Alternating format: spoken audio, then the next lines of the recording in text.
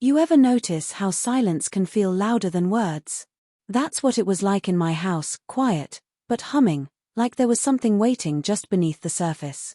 Something I couldn't name, even though it followed me everywhere I went. I tried to ignore it, but the truth is, I felt it. And once you feel something that strong, you can't unfeel it. When I first met Jason, he was just my husband's son. A sweet kid, shy, polite, always careful with his words. He'd smile softly when he passed by, the kind of smile that seemed harmless, almost boyish. Back then, I barely noticed him beyond what he was supposed to be, my stepson. But time changes people. At some point, without me realizing it, Jason stopped being the shy boy who kept to himself and started becoming someone else entirely. He grew into himself. He carried himself differently. His voice deepened, his presence sharpened. And suddenly, there was this energy. Not in his title, not in his role, but in how he moved, how he looked at me. And God help me, I noticed. I hated how I noticed. How my stomach flipped when he laughed from the other room. How my pulse quickened when his hand brushed against mine, casual, accidental, but not really. Because it never felt meaningless. I told myself I was imagining it. That it was just in my head. But deep down, I knew better. He knew better, too. One evening, we were all sitting in the living room. My husband, Mark, was in his favorite chair, buried in a book. I sat on the couch, and Jason, quiet, reserved Jason, sat right beside me. Not touching. Not saying anything. But I could feel him. The heat of his arm so close it made my skin prickle. The way he shifted just slightly, almost like he wanted to bridge that last inch of space between us. I kept my hands locked in my lap, knuckles white, because I didn't trust myself. Because when I looked at him lately, I didn't just see Mark's son. I saw a man. One who stared back with a quiet intensity that terrified me because it mirrored my own. And then it happened. He turned to me, eyes lingering just a second too long, and whispered almost apologetically, "Sorry, Mom." Those two words I'd heard 100 times before, sounded different now. Not respectful.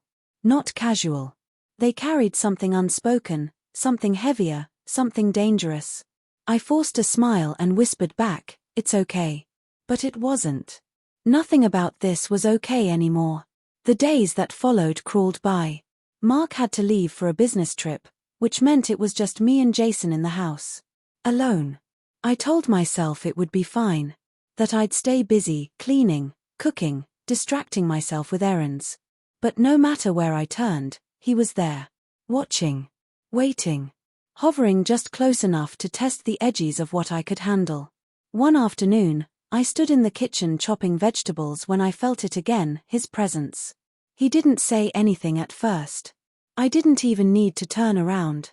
My body knew he was there before my eyes confirmed it. The air thickened. My hands stilled mid-motion. Then his voice cut through the silence. Low. Careful. Need help.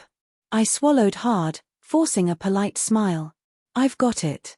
But he didn't leave.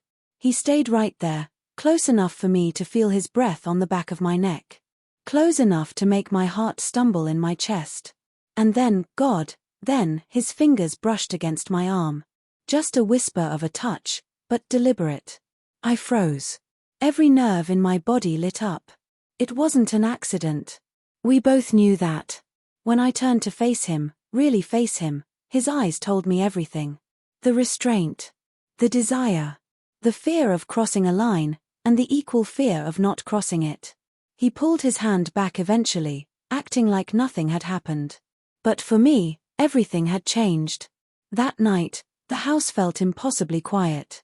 I sat alone in the living room, lights dim, trying to gather the pieces of who I thought I was. My thoughts kept circling the same moments on repeat, his hand brushing mine, his voice low in the kitchen, the way his eyes lingered too long. I should have walked away. I should have built the wall higher, stronger, thicker. But instead, I found myself waiting for footsteps, for his presence, for the moment I both dreaded and craved. And then it came. I didn't hear him at first. Not until he was standing right behind me. My breath caught as he spoke, his voice steady, though I could hear the tremor beneath it. I think we should talk. I didn't answer. Couldn't. I know this is complicated, he continued. But I can't pretend anymore. Not around you. Slowly, I turned to look at him. And what I saw in his eyes unraveled me completely. Hunger. Fear. Restraint. But more than that, honesty. I wanted to tell him no. To remind him of the lines that bound us, the titles we couldn't ignore. But the truth pressed harder than the guilt. The truth was, I didn't want him to stop. He stepped forward. One step. Then another.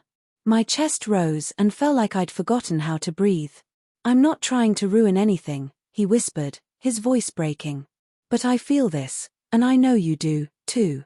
I closed my eyes, as if that could erase the moment, erase him, erase me. But it didn't. All it did was make me feel him even more, his presence, his closeness, the weight of the choice hovering between us. And that's when I realized. We had already crossed the line.